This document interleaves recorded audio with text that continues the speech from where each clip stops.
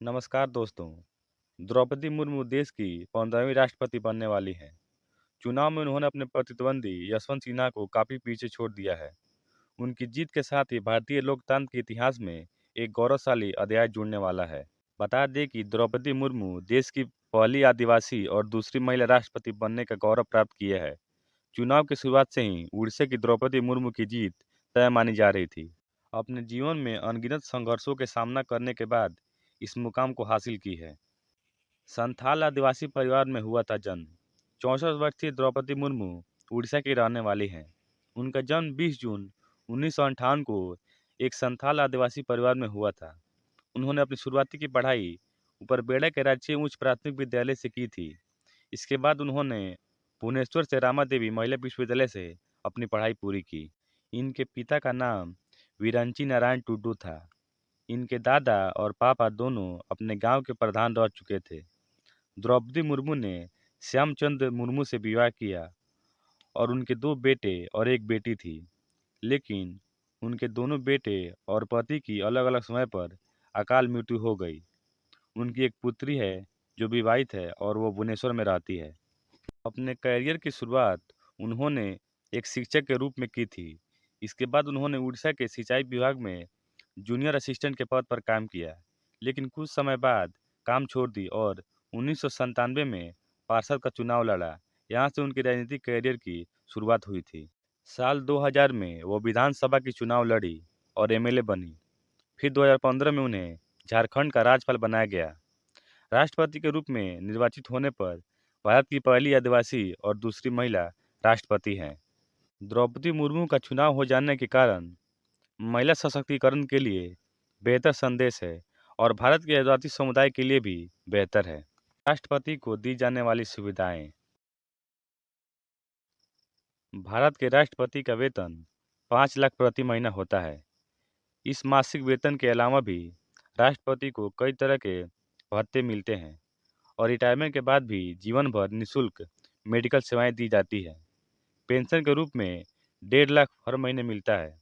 इसके अलावा राष्ट्रपति के पति या पत्नी को 30,000 रुपये प्रति माह मिलता है और राष्ट्रपति को रहने के लिए एक घर भी दिया जाता है जो रेंट फ्री होता है।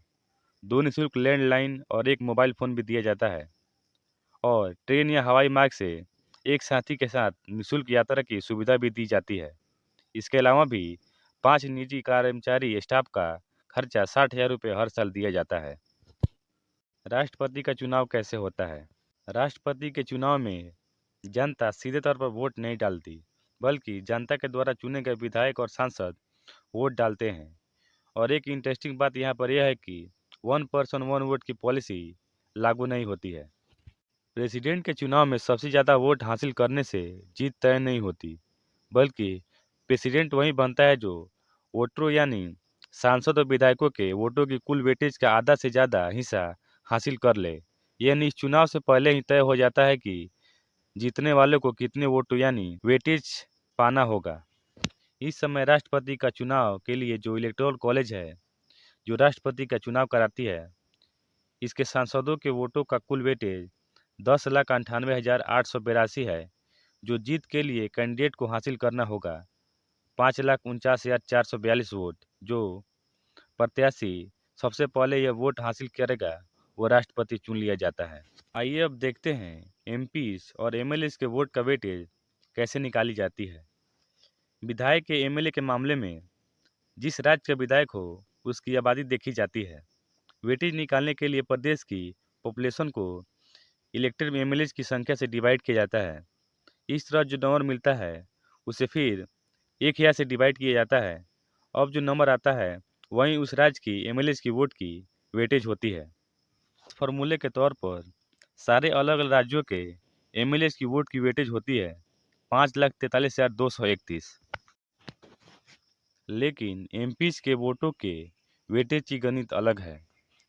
एक और ख़ास बात, लोकसभा और राज्यसभा के जो एमपीज हैं उनके सारे वोटों की वैल्यू इक्वल होनी चाहिए सभी स्टेट के सभी एमएलए से। लेकिन यहाँ पर सारे एमपीज के वोट की वैल्यू सेम होती है। इसमें से जो 50% से अधिक वोट जिसको मिलता है वही राष्ट्रपति चुन लिया जाता है।